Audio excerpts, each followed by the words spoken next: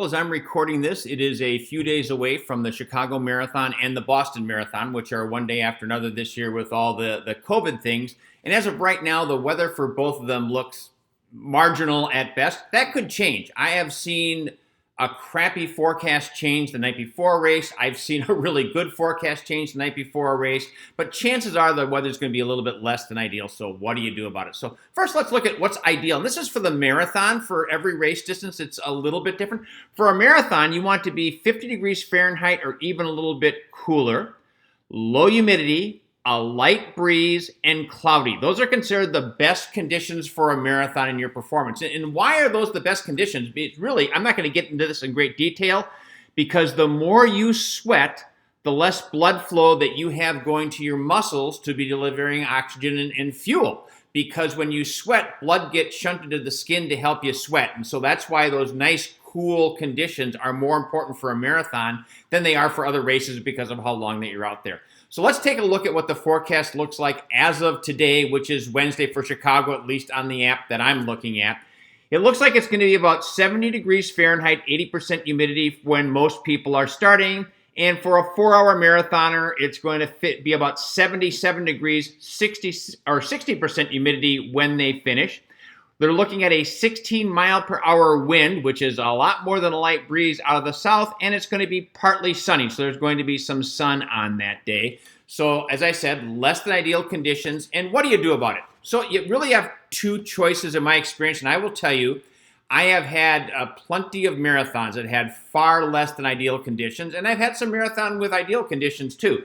But when you don't get those ideal conditions, you can either adjust or you can get kind of bitch slapped, because I will tell you, I have bet several times that, well, this weather's not that bad. I've trained in this all summer. I can do this. I have been slapped every single time. It's never worked for me. Maybe it works for you, but my recommendation is going to be you should adjust, because the adjustments typically aren't really large, and it's way better than making the last half of that marathon, really suck. So you're also better off to do more adjustment early. You're better off to adjust more than you think you need to early on, because let me tell you, it is way easier to pick up the pace a little bit later in the race if you feel like, you know what, I adjusted too much, than it is to go the other way. So I'm a fan of more early. So how would I adjust for Chicago? So the rules of thumb I use are 1 second per degree over 70. And I'm looking at when it's going to be the warmest in the race, and that's going to be at the end of the race. They're projecting 77. Even though it's not 77 at the beginning, I still make that adjustment for the race, because I'm looking at the worst temperature occurring during my race, which means I've got about a 7-second adjustment for the temperature in Chicago. If I look at the humidity, I adjust for 2 seconds for every 5 percentage points over 60%. Since the humidity is currently projected to be 80%, that is an 8-second adjustment for the humidity that I need to make for those conditions. So I actually adjust Chicago even a tiny bit more. You'll also notice I didn't say anything about the wind. If you had a 16 mile per hour headwind, when you're going into that wind, you're going to go slower. You can't fight that. And when you get it at your back, you should be able to go a little bit faster. You won't make it all up. But there's no formula to tell you what that is. You're going to have to go by the effort and what that feels like. And Chicago is funny with all the buildings. Sometimes the wind doesn't bother you. Other times it does. Ideally, you can draft behind somebody. But I look and say, okay, temperature, that was 7 seconds. Humidity, 8 seconds. As I said, wind, I don't know how that's going to affect me. And for Chicago, I'm going to add another 5 seconds. Why am I adding another 5 seconds? Two reasons. One, partly sunny. So the sun will have some radiant heat that's going to affect you a little bit. But I've also found when I've done Chicago, the streets are narrow. You've got people lining the streets up, cheering. You've got, 35, 40,000 people in the race. It's just warmer in there. That might not be the case this year. I don't know what the spectators will be like. They've got a smaller field than that, but I add a little bit for Chicago. So I'd be looking at overall a 20-second adjustment in Chicago, meaning if my goal was to run a 9-minute pace overall, I'd be talking about more like 9:20, maybe even 9:25 when I first get started until I get settled in. So you've got to adjust that pace. And a couple other things that you want to do, 3 of them actually.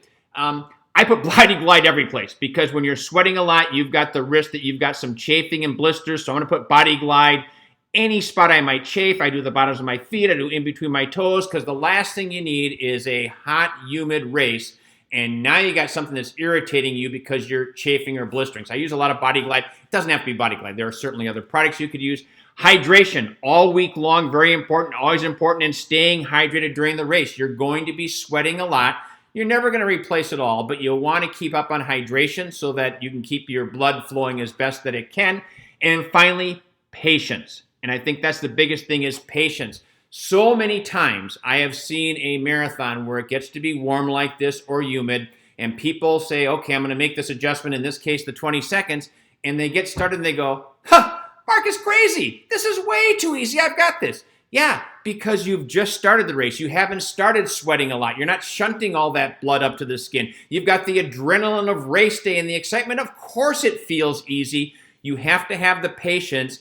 Hang in there. Keep that adjustment. I probably wouldn't back away from my adjustment to say I think I've got more to give till at least the halfway point, maybe even 15 miles. If I'm 15 miles in, I'm still going, I think this might be a little bit too easy. Maybe I gave too much.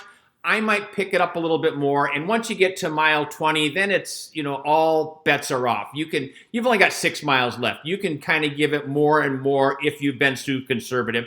And I hope that you've been too conservative, because the reality is if you haven't been too conservative, chances are you hit mile 20 and you get slower and slower, and that's not a good place to be in the marathon. So hopefully, if you've got a race coming up this weekend or any time and you've got those hot and humid conditions, windy, you'll make those adjustments and you'll still have a strong race. Perhaps not what you wanted when you started training, but a great race on that day.